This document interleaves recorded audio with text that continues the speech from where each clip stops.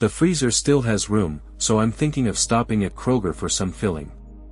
I watched my wife of 20 years, Kate, chatting through the open window of our 40-foot luxury van. This family trip might be our last, as our daughters will start college at the University of Texas at Austin in just 6 weeks. Everyone was looking forward to this trip, but Kate has been somewhat distant lately. I was hoping that this vacation would give us an opportunity to reconnect. I was waiting for our daughters to have the chance to walk together and explore the surroundings, and I also hoped for some quality time with my wife, which has been lacking lately. I assured her that the walk wouldn't take more than 30 minutes, and I didn't see any problem with that. With no fixed schedule, we left ourselves enough time to get from Fort Worth to Amarillo by mid-afternoon. I started loading luggage into the outer compartment of our large van, having already packed everything necessary for overnight accommodation in the inner compartments. Our twin daughters, who were 18 years old, were sitting in the living room of the van, engrossed in correspondence with friends. It would be a whole month before they saw their friends again, which seemed like an eternity to teenage girls. During this time, the relationship between boys and girls was tied, broken, and tied again. Friendship was tested, restored, and tested again. The daily drama of high school girls' lives would continue without them for a whole month.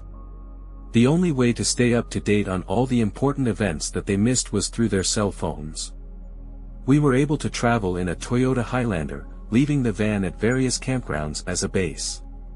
Hopefully, these adventures would help them take their minds off the important events they missed. "Okay, I'll make a list so it's effective," Kate said, pursing her lips and making a kissing sound. "I love you, baby," she added and turned away from the window. This morning, she was wearing black yoga pants, a black tank top, and white tennis shoes. Her blonde hair was tied in a ponytail, and her lips were painted with natural gloss. With an average height, she had a natural slimness, and her breasts were perfectly proportioned to her body.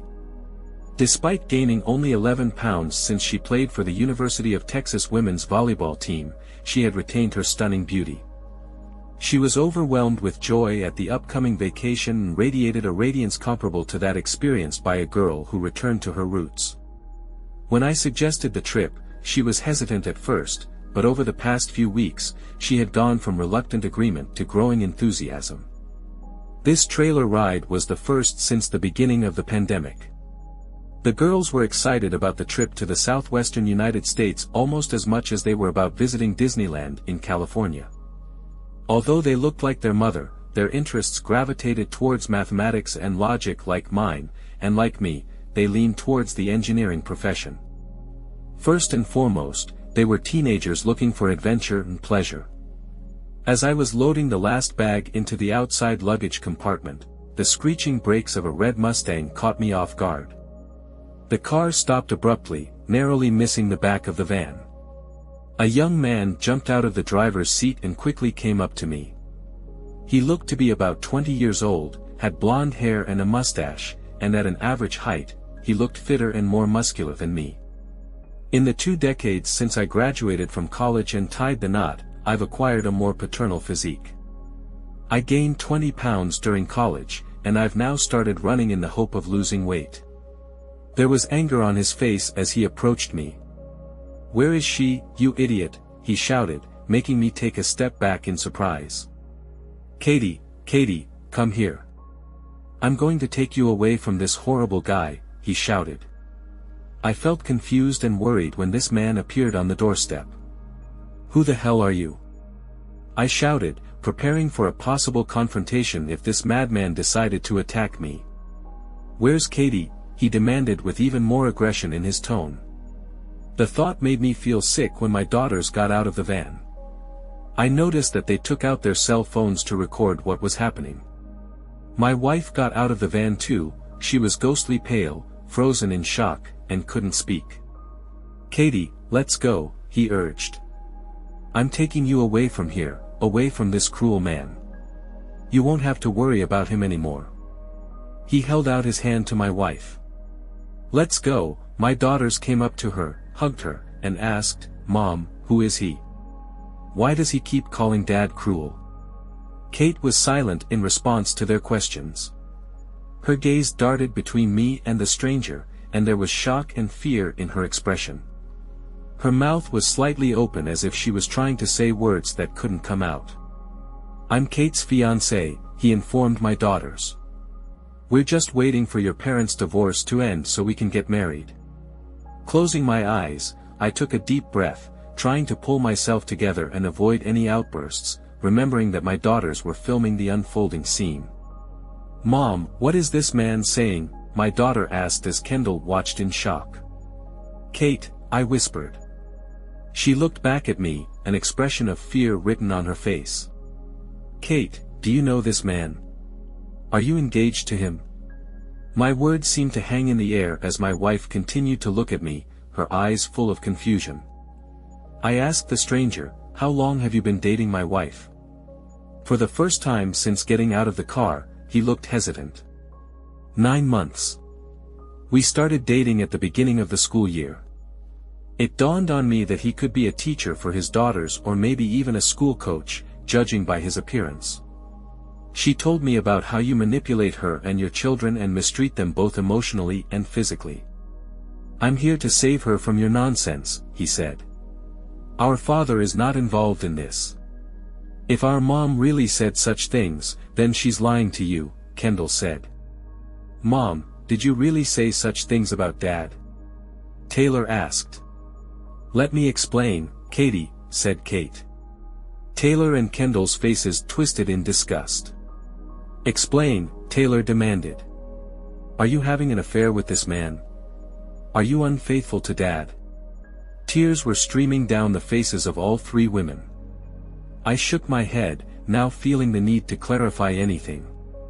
I took Kate's suitcase out of the luggage compartment and handed it to my wife's fiancé. "She's at your disposal," I said, turning to my daughters.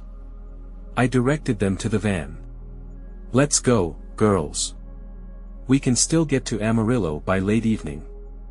After giving their mother a disapproving look, the daughters turned away and headed for the door of the van. Together, they turned to their mother and her lover, raising their middle fingers in unison. Kate grabbed my hand, begging me not to leave. Despair washed over her in waves, and her lover stood helplessly by her side. Everything was not going as he had imagined. He had imagined himself a hero who had come to save her, but now he was faced with the fact that she was not a damsel in distress at all, as he thought, but a dragon in disguise. "Don't leave me," she begged. "I don't want to see you anymore," I replied. "I will contact Terry and start the divorce process." "You need to find a lawyer and give his details to Terry." Terry Carr, my former college roommate and longtime friend, may not have majored in family law, but his extensive network of connections allowed me to be sure that I was in good hands. When Kate knelt down and started crying, I realized that her emotions were no longer able to devastate me the way they used to. The daughters took their seats while I drove the van away from the curb. In the rearview mirror, I saw Kate burying her face in her hands, and her boyfriend awkwardly put a comforting hand on her shoulder, watching us drive away. A trip from Fort Worth, Texas, to Amarillo, Texas, along State Highway 287, is perhaps one of the most uninteresting trips in the United States. Endless stretches of nothingness are broken only by the desolate waterfall of Wichita Falls. I remember when I was visiting my grandparents, I came across an article in an outdated Texas monthly magazine. The article gave a rating of the 10 worst professions in Texas, and in 9th place was a chicken vet, the person responsible for determining the sex of chickens. We did not visit Wichita Falls but immediately went to Quanah, Texas, named after the legendary Comanche chief Quanah Parker. Quanah Parker was born into the family of a white woman, Cynthia, and Parker, who was captured by the Comanches as a child, and her Indian husband, Comanche Chief Pete Nakona. He is a prominent figure in Native American history. We stopped for lunch in this small town and toured the town square, taking pictures of the girls in front of the Quanah Parker Monument at the Hardeman County Building. Cynthia's story was the impetus for the creation of John Wayne's film The Searchers. My daughters and I love classic movies. It seems that they inherited this trait from me rather than from their mother. In preparation for the trip, we organized a marathon to watch ageless films such as The Searchers and HUD, starring Paul Newman, filmed in Claude, Texas. When we were driving to Amarillo, passing through Claude, all three of us decided to turn off our phones. I expected one of two outcomes: either we would be inundated with calls and messages from Kate, begging us to come back for her, or there would be complete silence when she realized her newfound freedom to leave us and start all over again with her new love. Neither a controlling husband nor demanding daughters would hold her back anymore. A quiet ride along the highway gave me enough time to think about the situation. A huge 40-foot van was my dream, even though it didn't belong to me. My parents, Guy and Tony Conroy, along with their close friends, John and Emily Franks, made a joint purchase. My mom and Emily have been best friends since 8th grade, attended prom together twice, and even shared a room at North Texas State University in Denton, Texas. It was at NTSU that Tony met Guy, a shy law student. After a few weeks of dating, Guy introduced Emily to his best friend, Don Frank, who also studied law. Guy and Tony got married 2 years after graduating from law school. Don and Emily tied the knot around the same time. Within 6 months of the wedding, both couples had healthy children. Tony and Guy named their son Peter after Tony's family, the Petersons, and Don and Emily named their daughter Catherine after Emily's mother, Catherine, who was affectionately called Kate. She has always been a part of my life from the very beginning. I remember the first time I saw Kate undressed when we were very young, and her mom put us in the bathtub together. Now, looking at this photo, I can't help but shake my head. Times have changed, of course, and today, my parents would never have allowed themselves to take such a picture. Kate and I were inseparable and shared all our experiences together, from our first ice cream cone to our first roller coaster ride, from our first day at school to our first kiss and beyond. There was nothing we didn't do together. Our bond was unbreakable. Kate and I went to the University of Texas, where I studied engineering, and Kate studied literature. Kate got her teaching certificate, and I got a job at an aerospace company in Fort Worth. Kate continued her education at NTSU, our parents' alma mater, and over the next 7 years, earned her doctorate in literature. She eventually started teaching at Fort Worth Community College and gave birth to our daughters. Having experience in the aerospace industry, I decided to go into business using my 6 patents obtained from the Aerospace Corporation. But after arbitration, it turned out that 2 of them belonged to my former employer, as they were the result of my previous work. The other 4 patents belonged to me by right and were not related to previous work. I was free to use and license them as I saw fit. I decided to license 3 patents and use the 4th one to create a manufacturing enterprise. Despite the fact that we were originally 2 separate organizations, we became one. Together, we were more capable, more resilient, and more content. It seemed that we were destined to stay together indefinitely until circumstances changed. Kate was already losing her way. She had a miscarriage 5 years ago. The pregnancy was unexpected, but at the same time, we welcomed it with open arms. Despite the initial shock, we were thrilled with the idea of adding another child to our family. After a tooth extraction, Kate took antibiotics, which, according to our doctor, could affect the efficacy of birth control pills. Regardless of the reason, we were filled with joy and gratitude for the unexpected blessing. In the 3rd month of pregnancy, Kate began to have severe cramps while teaching a class on gender identity in Hemingway and Fitzgerald literature. She quickly took time off from class, went to the bathroom, and unexpectedly suffered a miscarriage in a women's bathroom stall next to the auditorium. Despite numerous attempts to reach me, I was unavailable in the classroom for testing without a phone. Kate called her mom, who also didn't answer, and then turned to my mom, her second mom. My mother hurried to support her daughter-in-law. Kate decided not to call an ambulance, and when my mom found her sitting at the table in tears, they drove to the hospital by car. The doctor informed her that there were no physical problems, suggesting that her body could have rejected the pregnancy. It was possible that the fetus had complications that led to the rejection. Despite the fact that there was a chance of a successful pregnancy in the future, Kate did not want to take any chances. After that, she asked me to have a vasectomy, and I agreed. Our family of 4 was enough for me, but Kate's miscarriage took its toll on her mental health. It seemed that the cheerful and energetic woman I once knew had disappeared. She pushed away my attempts to show affection and became detached. Despite my offers of therapy, she refused to discuss her feelings and became angry. She isolated herself from her friends and stopped using social media. I walked around her like on eggshells, afraid to upset her even more. After talking to our moms, they advised me to give her time and assured me that she would come to her senses eventually. But I still doubted it. Suddenly, Kate began to show signs of improvement. She started texting and writing on Facebook again, and I saw glimpses of her former self. Just when I was starting to feel hopeful, one Saturday afternoon, Kate burst through the front door, frantically calling for Taylor and Kendall. She looked almost panicked, with wild eyes and a sense of urgency. "What's going on?" I asked, grabbing her shoulders in an attempt to calm her down. "Why are you looking for the girls?" "I need to talk to them. I have to explain something to them," she said, scanning the area and avoiding my eyes. At that moment, my daughters entered the house and approached her. "Have you told him yet?" Taylor asked. "No, of course not," Kendall replied. "Otherwise, Dad will get upset and yell at her. Girls, discuss this in your room. This has nothing to do with your father." "I don't know what you think you have witnessed, but you are mistaken," Kate said.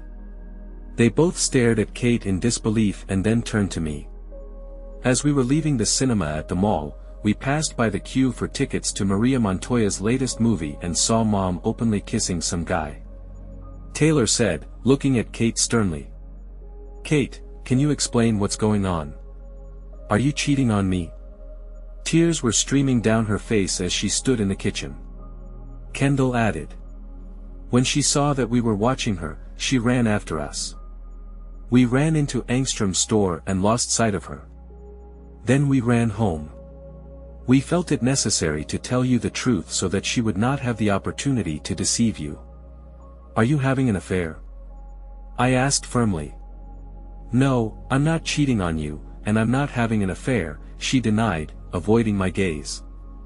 "Then who is he?" I asked. "He's just a friend," she replied. "I need a name," I demanded. "I want to know which of your friends thinks it's acceptable to kiss my wife." "I can't tell you," Kate replied, "but I will make sure that it doesn't happen again. We will remain friends, but it won't happen again. This is complete nonsense. Tell me who it is now, or next time, I'll talk to you in divorce court," I said.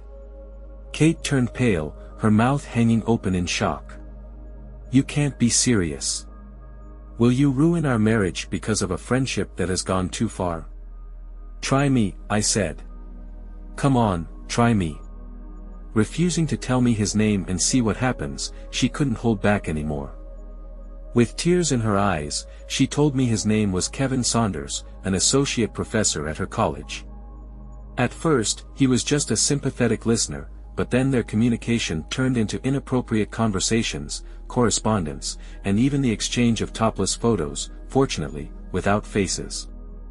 I told her to pack her things and go to her parents. I made it clear to her that I didn't want to be around her at the moment. Kate was too upset to drive herself, so I gave her a ride.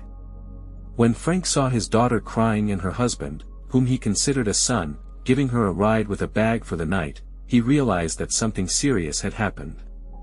Kate was honest with her parents and also apologized to mine when they got the call. She made it clear that the kissing incident was just a kiss and nothing more serious than they thought. Kate expressed concern when asked how the situation would have developed if the girls hadn't seen her at the mall. "I think nothing would have happened. I hope I would have realized what a dangerous path I was on. I am very grateful to my daughters for their intervention and for the fact that everything is over," she said. She did not delete any of their messages, which confirmed that she did not have an intimate relationship with him. I had no doubts that if she hadn't been discovered, she would have slept with him. I used to be naive about infidelity, but soon I began to understand this topic. I started to see internet rooms dedicated to infidelity often and learn a new language. AP is an affair partner, BS is a betrayed spouse, WW is a wayward wife, WH is a wayward husband, and OBS is another betrayed spouse. On the first day you discover cheating, the next day you realize that your partner is hiding the whole truth, trying to protect themselves. This leads to a drastic change in communication when conversations are reduced exclusively to practical issues such as everyday life or children. The ultimate goal is to find a way out of a situation of infidelity, whether it's working on the relationship or divorce. There were other sites designed for those who engage in adultery, using abbreviations such as M, married man. The secrecy of the affair was maintained with OBSC, operational security, as if deceiving and misleading a partner required the same level of skill as CIA operations. I understood this concept. I didn't notice any signs of Kate's emotional connection and was glad that it hadn't turned physical. I remembered that a couple of weeks before that very day, she started hiding her phone from me when she was texting. She even took it to the bathroom with her and slept with it under her pillow. These were obvious signs, but when you love and trust someone, it's easy to deceive yourself. The result of her little adventure was that I insisted she leave her job if she wants to continue teaching. If she does, then only in middle or high school. In addition, she agreed to full transparency of all electronic devices without any codes. I allowed my wife to use only the native Apple app to send text messages on the old iPhone that I gave her. I controlled the device by setting my own password on it and ensured that location services were always on. I made it clear to her that any sign of infidelity would lead to an immediate divorce. She agreed to my terms, and I gradually began to trust her. I monitored our marriage by checking the clone iPhone several times a day for messages, calls, and location updates. Every day, I logged into our Apple App Store account to find all the downloaded apps that could be used for cheating. This included not only dating or social media apps but also seemingly harmless games with the ability to exchange internal messages. I also monitored her phone bills and compared data consumption with what was displayed on the clone phone. Kate started teaching in high school since she was the only teacher at the school with a doctorate. Dr. Catherine Conroy's presence on the faculty was considered prestigious for the school. Kate dreamed of teaching at the university one day. She thought she could combine teaching several courses per semester with working on a book during office hours, but the emotional affair got out of control. While acknowledging that her own choices led to her becoming a full-time high school teacher with limited time for writing, she couldn't help but feel bitter towards me for pushing her into this role. We were trying to deal with her mistake and the consequences of the affair when we received the devastating news of cancer. 18 months later, Kate discovered a small tumor in her right breast during a routine checkup. Although the tumor was small, she decided to have a mammogram and consult the doctor just in case. A mammogram showed the need for a biopsy, which eventually confirmed the diagnosis of breast cancer.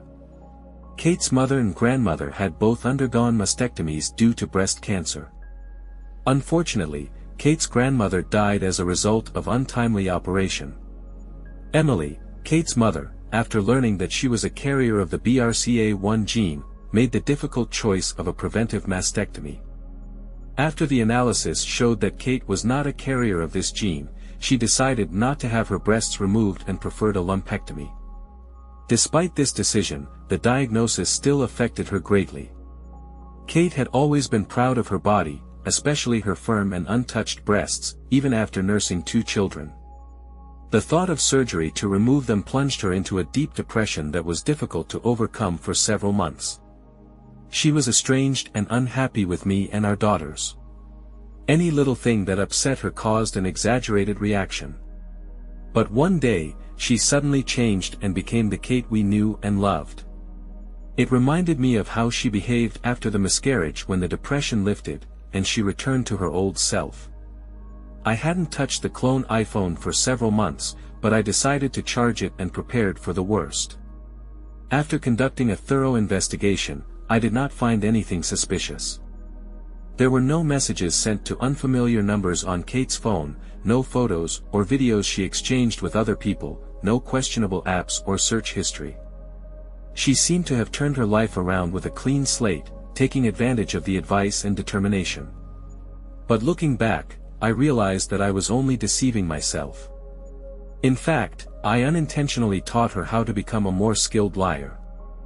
I searched for hidden mobile phones more than once, rummaging through coat pockets, hidden in the back of the closet, in shoe boxes and shoes, but found nothing.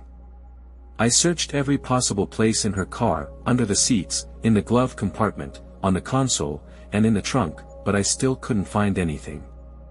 The only place I couldn't check was her classroom at school, where she could hide her phone out of my reach. Kate tried not to use her cell phone or computer so that I could access them. Despite all my efforts and knowledge of infidelity, I was caught off guard when her lover suddenly appeared in her house. The drive from Quanah, Texas, to Amarillo was filled with silence as each of us reflected on the events of that morning. Our daughters knew about the impending divorce because they were direct witnesses to their mother's infidelity. Their pleas for reconciliation after the first betrayal were heartbreaking, but the second betrayal turned out to be even more devastating. Kate's long-term affair, which included love and intimacy with her fiancé, made me boil with anger.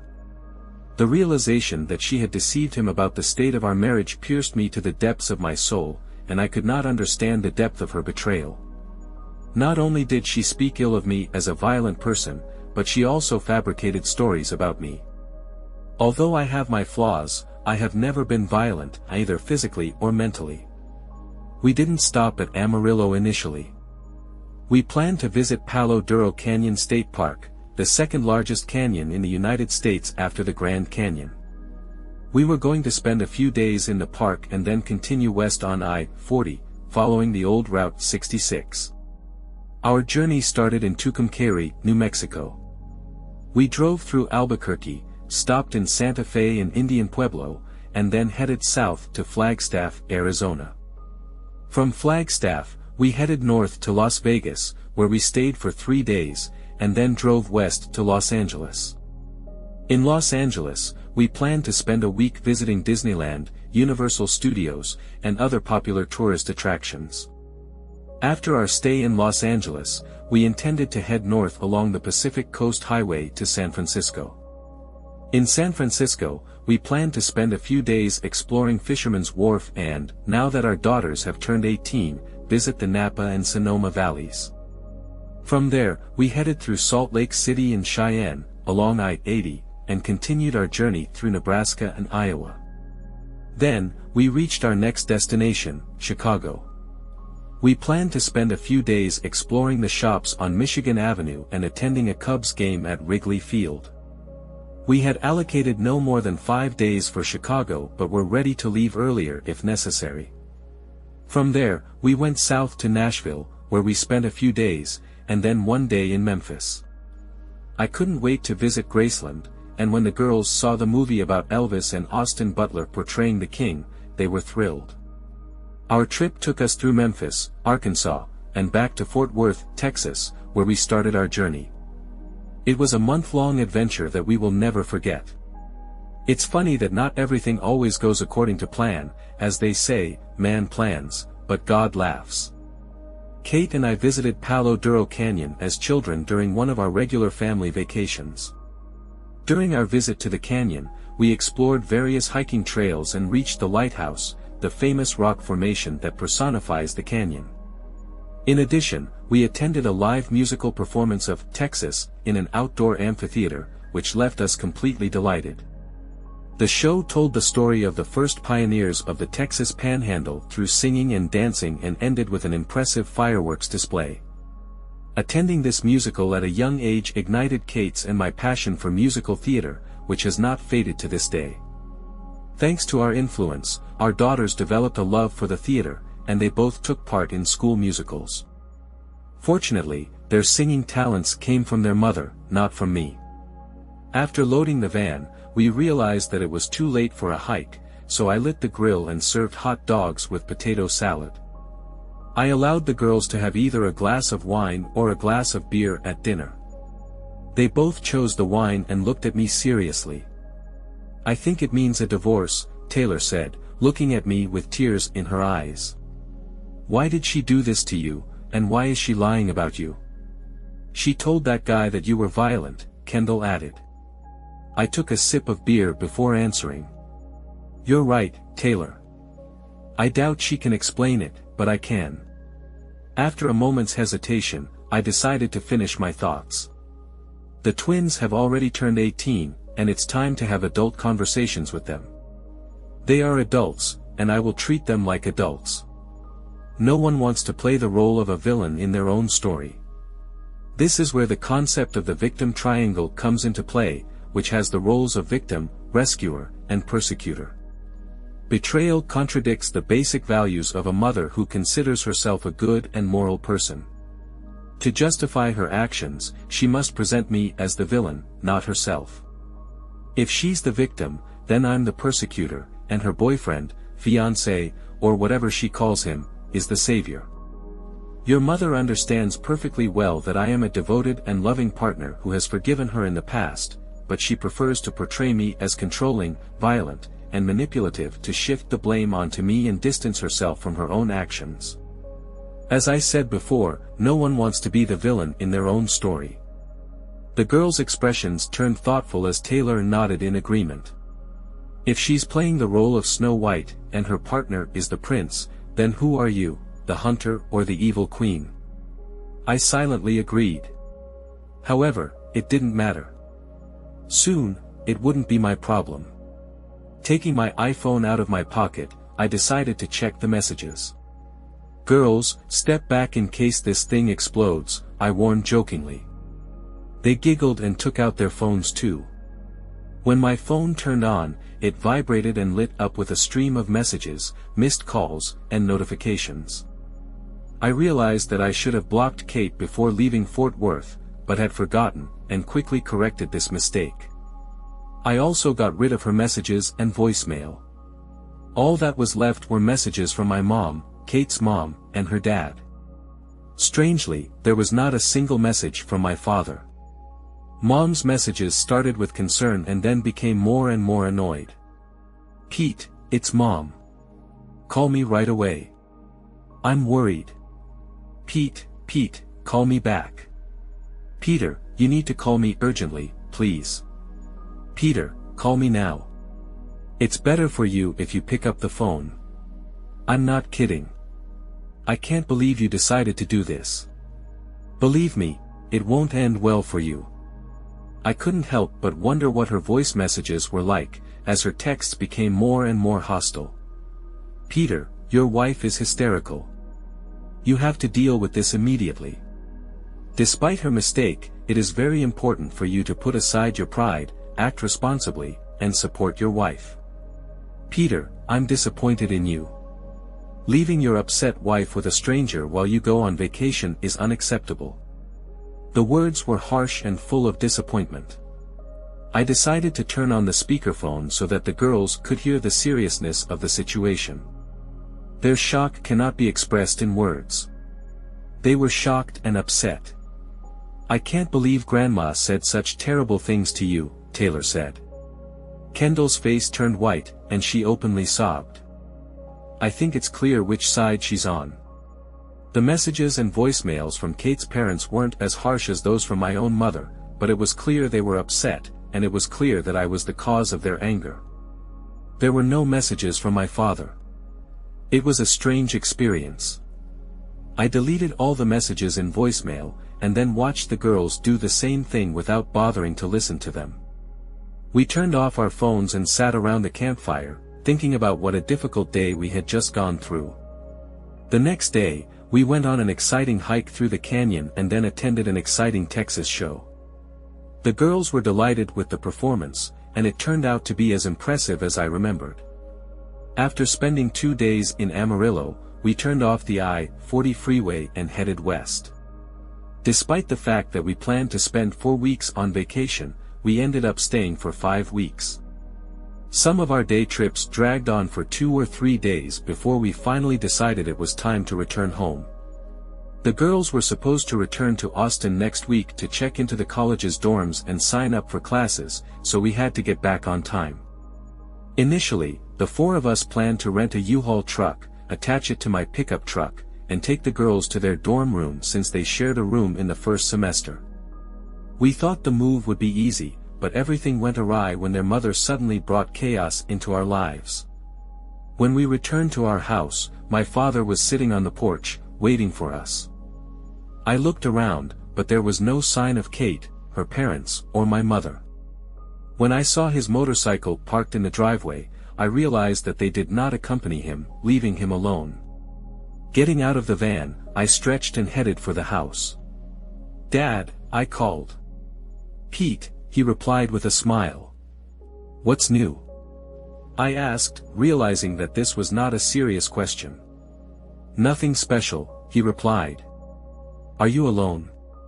I asked. "Yes," he confirmed. The GPS in the van went unnoticed by them, and Dawn's computer skills are as outdated as your late grandmother's. The realization that they didn't know about our return deeply disturbed me. Despite my combat training, I returned home with nothing. "Have your phones been turned off all this time?" We bought landlines in Flagstaff so the girls could keep in touch with their friends, and I could keep in touch with work and Terry. Last week, Terry completed his task. He visited Kate at her parents' house. It seems that everything went, to put it mildly, not very smoothly. Kate has been in a psychiatric clinic since his arrival, so her parents are upset and angry at everyone except Kate, and your mom. "And where's my dear mother?" I asked after listening to her voice messages.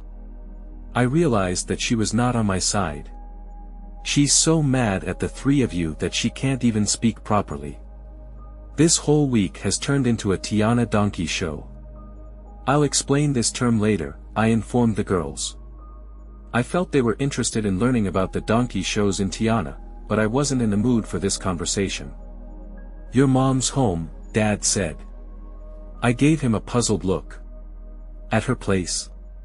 I asked again. "Yes," he confirmed. "I also filed for divorce," he said after this unexpected revelation. We interrupted our conversation to empty the van and wash it thoroughly. When this task was completed, we lit the grill and cooked burgers for dinner, remembering our trip. We deliberately avoided sensitive topics about Kate, her partner, my mom, and other grandparents. Despite my assurances that the girls could visit my mom's house, they politely declined. Instead, they chose to visit their friends.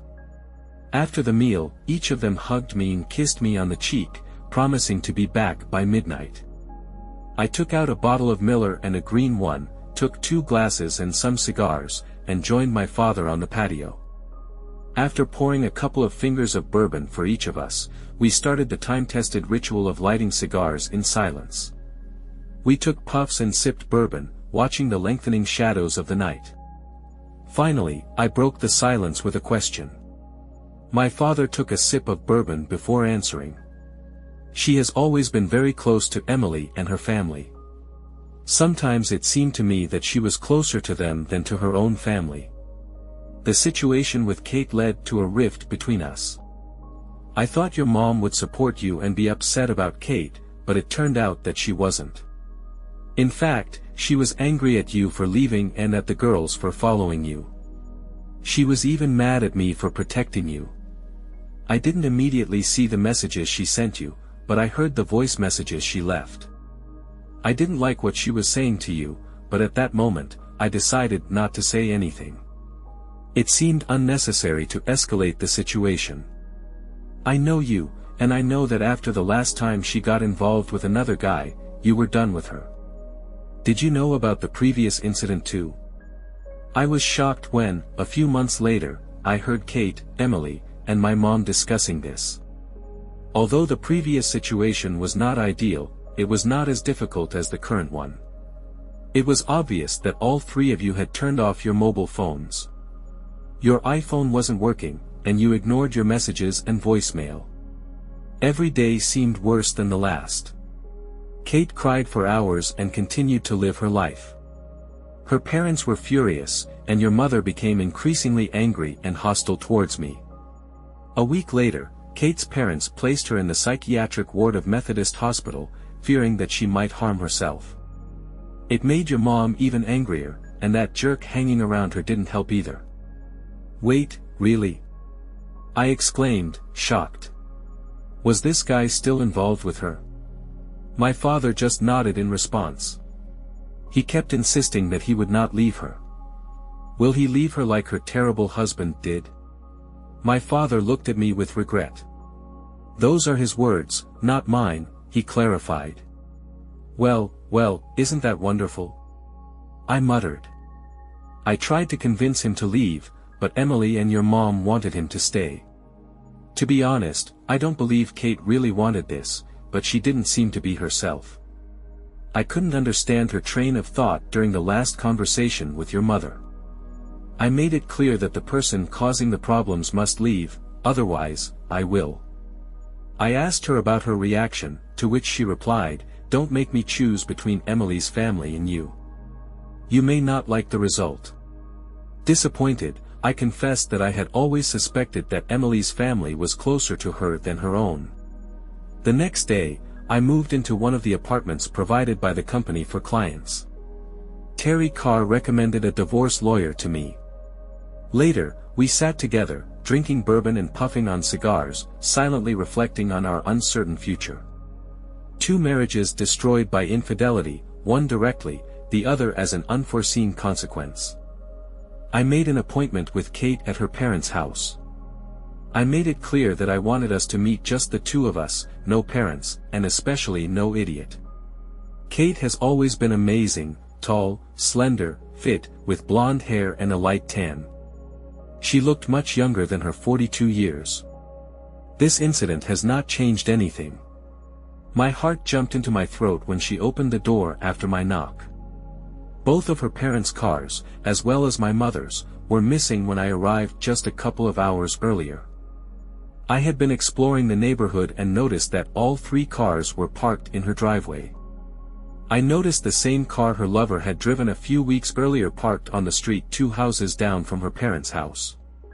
2 hours later, at the appointed time of our meeting, I drove around the block and noticed his Mustang 2 streets from her parents' house. My mother's car was parked behind him, and there were 2 people in his car. It was incredibly infuriating.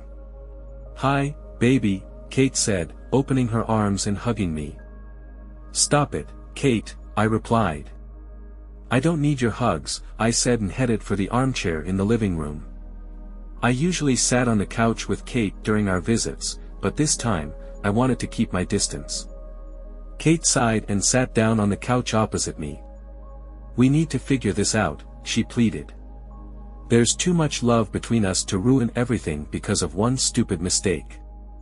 I couldn't believe what I was hearing. A mistake? I scoffed. Getting engaged to another man while staying married to me is more than just a mistake. I shook my head in disbelief. "I'm here to discuss the next steps regarding our divorce. Terry Carr mentioned that you didn't tell him the name of your lawyer. The reason is that I don't want to get divorced. I love you. I believe that we can work together to save our marriage. I love you, and I know that you love me. Together, we can overcome any obstacles. What about your fiancé? Do you think he has anything to say about this?" I asked. "He's not my fiancé. It's true that I had an affair with him. I made a mistake, and I regret it. I have feelings for him, but it's not love. My heart belongs only to you. Are you still with him, Kate?" I avoided looking her in the eye instead. She was playing with her wedding ring. "He came to see how I was doing." "How often?" "Once, twice, daily, all day long." Tears welled up in Kate's eyes, and she became even more emotional. "You left me," she screamed. "When you left and left me crying, he was the only one who comforted me in your absence. You turned to him because you were upset that I had left you, but I left you because you cheated on me with him. It was like an old joke about a child who is judged for the death of his parents and then begs for mercy, claiming to be an orphan. Yeah, but it's over now. I don't see him anymore, she insisted. So, if I drive around the neighborhood, I won't notice him 2 streets away, sitting in a car with my mother? Kate's eyes widened in realization when she saw that I had figured out her deception. I stood up and calmly told her, Kate, it's time to find a lawyer. Give them all the information about Terry. You can marry this jerk, and I can move on. We'll cross paths at weddings and funerals, but eventually, we will drift apart and become strangers. You'll just be the woman I married once. She stared at me in horror, her face losing color. No, I'll never be able to see you, Kate sobbed, hugging herself and rocking back and forth, singing, no, no, no. I got up, looked sadly at my future ex-wife, then shook my head and left the house. After driving 2 streets, I stopped next to this idiot's car, rolling down the window. I found my mother inside, looking at me with hostility. I just left Kate's, and she's in a complete mess. You should go check on her, I said before I left. When I returned home, I realized that the road ahead would not be smooth. Kate hired a formidable lawyer known as Donna K. Rafi. She was called D.K. Rafi in the press and became famous for winning the record-breaking divorce case of Dallas socialite Pauline Pickett for $270 million against her husband, oilman Danny Pickett Jr. Many warned Jr. against Pauline, as she had been tested by almost everyone, but he didn't look like his father. His father was notorious for wearing a leather belt with a hole in the place where he was injured during a bar fight. His father not only survived but also defeated the man who shot him with a billiard cue, a feat the younger was not capable of. The elder Pickett died in a plane crash 6 years ago, leaving his oil company to the younger. I knew it wasn't going to be easy for me. At first, they insisted on marriage counseling, but I refused. It wasn't our marriage that collapsed, but my wife's. As a result, I was forced to attend 10 court-appointed sessions and could choose a consultant myself, but that didn't comfort me much. In the end, I chose Dennis Lumpier, who advertised himself as a marriage counselor specializing in the treatment of wounds sustained as a result of infidelity. Reviews of him on the internet were overwhelmingly positive, and he was even approved by the court. After a promising phone interview, Kate and I finally met with him in person. I realized that everything was going to go wrong.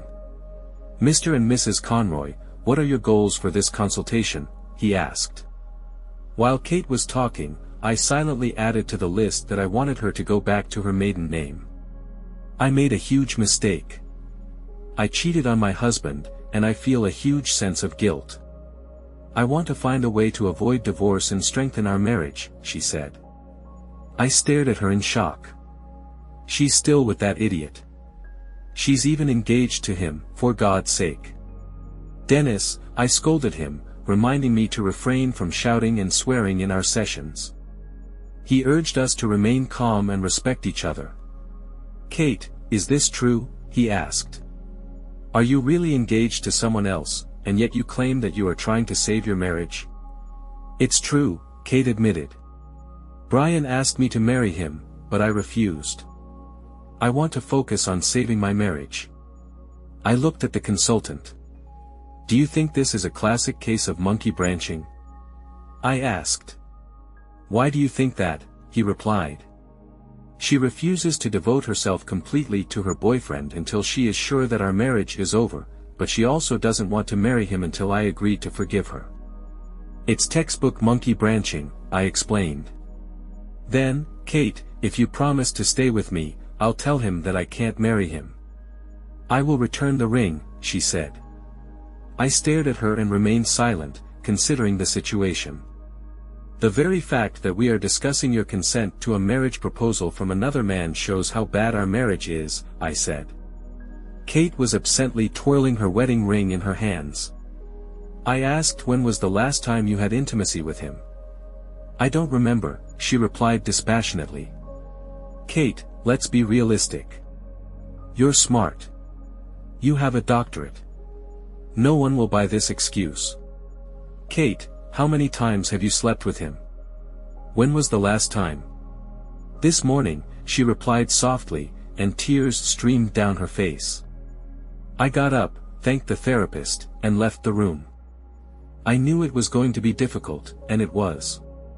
They tried to reason with me and attacked everything I owned, enterprises, patents. The twins went to college in Austin where I put them in a dorm against their mother's wishes. She hoped to join us, but both I and the girls rejected her attempts. The girls were not interested in reconciling with their mother, and I also cut off contact with my own mother. I didn't know if she was trying to contact me, but it didn't make any difference to me. My parents divorced, and since my mother had a successful career as a financial controller, there was no question of spousal support. After her father transferred ownership of the house to her with no outstanding mortgage, she had very few bills left to worry about. She promised not to interfere in his business partnership, and they went their separate ways. My father decided that he could not continue working with Katie's father and included in the contract a condition that Don had to either buy out his share or close their law firm.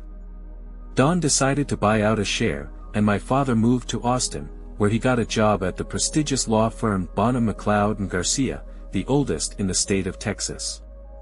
After much delay, Kate and DK exhausted all possibilities to delay the divorce process.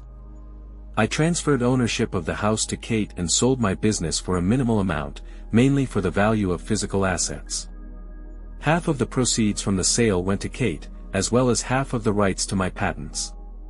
In a last attempt to find a solution, I went even further and offered to completely transfer the patents to Kate, provided that she signed the divorce papers and agreed to move on. Despite all the obstacles they presented, I agreed to each of them to put an end to the current situation. There would be no more attempts to extort money or property from me. It was all over. The divorce was formalized 3 months later.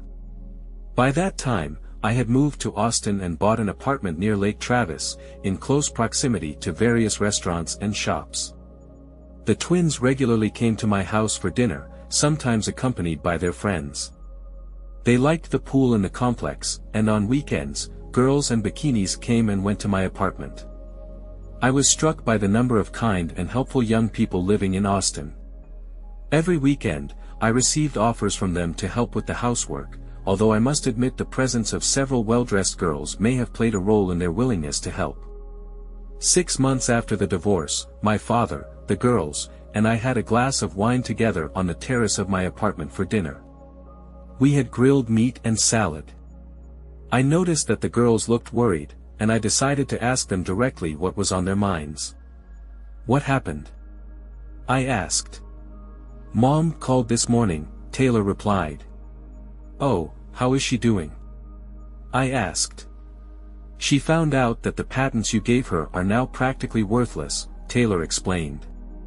"A new company has emerged, PTK Incorporated, with patents that have made the old ones obsolete. All the companies that used the old patents have terminated their licenses to switch to the new ones. PTK Incorporated is a company that no one has ever heard of. Quite by chance, the initials of Peter, Taylor, and Kendall merged into the name PTK Incorporated." I smiled at the girls and raised a glass of wine to my 2 smart daughters. Kendall quickly changed the subject, tears glistening in her eyes. "Mom is getting married next Saturday, and she wants us to attend the wedding." I shook my head in disbelief. How could I not know about this? My daughters wished their mother good luck at the upcoming wedding but made it clear that they would not attend. They expressed their disapproval and stated that they did not want to have any ties with her new husband. They noted that Kate was upset but understood their decision. Mom admitted her role in the collapse of the marriage, admitting that it was her biggest mistake. Our grandparents, with the exception of your father, were on her side and expressed their support and approval. "I don't understand why they are so hostile to you," Taylor said. Finally, my father spoke. "It's because you turned your back on their precious little princess. Don't get me wrong. I loved Kate before all this happened, but she was always pampered, first by her parents, including your mother, then by you. She never learned how to be an adult because someone always took care of her. I'm worried about her. She shouldn't rush into marriage, especially with this guy. Naturally, the wedding took place. The wedding of the daughter of a famous lawyer from Fort Worth was written up in a society newspaper. Surprisingly, the article did not mention either the bride's previous marriage or her two daughters who received higher education. The article also did not mention the bride's unsuccessful attempt to commit the stupid mistake of self-mutilation on the wedding night. That Saturday night when Kate got married, I was relaxing on the terrace with a bottle of Garrison Brothers Small Batch, feeling melancholy. I took my guitar on the deck with me, although I rarely played. I liked to pluck the strings when I felt depressed, usually accompanied by a glass of bourbon. It had been over a year since I last picked up a guitar, and it was hard for me to play the familiar intro to Guy Clark's song, LA Freeway. It used to be the order of the day, but now I was stumbling on the chords. While I was trying to regain my rhythm, my phone started buzzing and ringing, bringing me back to reality. My daughters and my father called me at the same time. I ignored my father's call and answered Taylor's call. "Daddy, did you hear that?" Taylor asked. "What is it?" I asked sharply, without any pleasantries. "Wait, Kendall left you a voicemail," Taylor informed me. "Kendall, my dad is calling," she said before including me in the conversation. "Dad, I'm putting you on speaker. Mom tried to harm herself tonight," I could hear Kendall crying in the background. Taylor was trying to stay calm. Obviously, something was very wrong. Mom drank a whole bottle of sleeping pills and was found lying in the bathroom during the wedding celebration. The grandmothers went in search of her, eventually preventing a tragic outcome because the cleaner found her in time. After analyzing the situation, I couldn't shake the feeling that Kate's reckless behavior was destroying her life. The situation was deplorable and unfortunate. Fortunately, her family supports her during this difficult time. I feel sorry for her new husband and sympathize with my ex-wife, but as they say, these are not my problems. "Can we go with you?" they asked. "Are you going tonight or tomorrow morning?" Their question took me by surprise. "I'm not going to go there at all," I said firmly. "I don't hold a grudge against your mother, but she removed me from the role of her husband. If you decide to go, I will pay for the plane tickets and escort you to the airport. I'm sure one of your grandparents will be able to meet you." Their displeasure was obvious. As a result, the next morning, the four of us drove onto I-35, heading north toward Dallas. I was stunned by my father's decision to join us. He just said he couldn't miss the drama. I walked my father to the Hilton Hotel so he could check in and took the girls to the hospital. The receptionist led us into the waiting area, where I immediately noticed a lone man sitting gloomily, staring at the floor. My mother noticed me and angrily turned to me. "This is unconscionable," she said before my daughters intervened. "You need to shut up, you crazy old woman." "Step back, Grandma," Kendall snapped. "It's all because of Mom. She lied and cheated on Dad, got engaged to the man she cheated with, eventually married him, and then tried to harm herself. So, please, dear grandmother, explain to us how Dad is to blame for all this." Mom collapsed on the floor and sobbed. Emily sat down next to her, and they clung to each other, sobbing. My ex-father-in-law gently put his hand on my shoulder and calmed me down. "It's not your fault, Pete. Either she or we are to blame for everything that happened. We should have taken action against this idiot when he first appeared after you and the girls left. Unfortunately, we let him stay here while we were discussing this." The man was staring at us intently. I asked my former father-in-law, "What's going to happen to her?"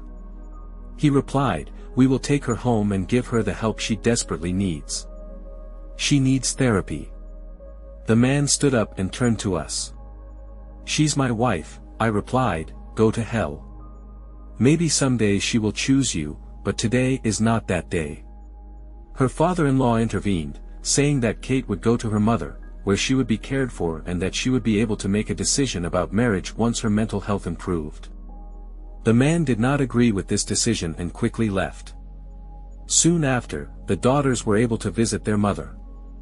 15 minutes later, they returned to the waiting room and hugged me, crying softly.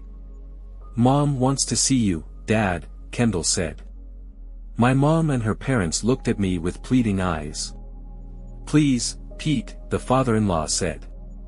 "It will mean so much to her." I shook my head sadly. "I can't. I'm not a family member or a friend anymore. I'm just the man she was once married to."